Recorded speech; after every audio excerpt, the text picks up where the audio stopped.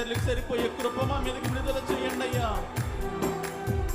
అనేక మంది జీవితాలను ప్రభావితం చేయగలిగిన కృప మా మీదకి విడుదల చేయండి అయ్యా. కృపను కోరుకుందామా?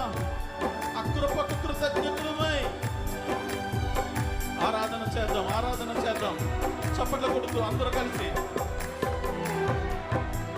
శ్రమలు శోధనలు నన్నావరింపగా, అజ్ఞానము చెంది హీనమవ్వగా, మరణపు కోరలు నా చుట్టూ చేరగా, నీ కృపతో నన్ను బ్రతికించితివే.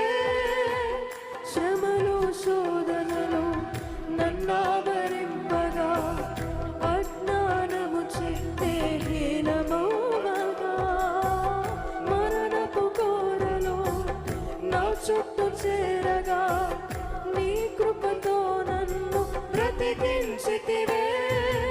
ఇంతగా నన్ను ప్రేమించుటకు ఏ పాటి వారమో యేసయ్యా. ఇంతగా నన్ను ప్రేమించుటకు ఏ పాటి దానను యేసయ్యా. నీ కృపకు ఎల్లప్పుడూ కృతజ్ఞులము, నీ కృపకు ఎల్లప్పుడూ కృతజ్ఞులము. చెప్తామా? కృపయే కృపయే నేనేమై ఉన్నాను.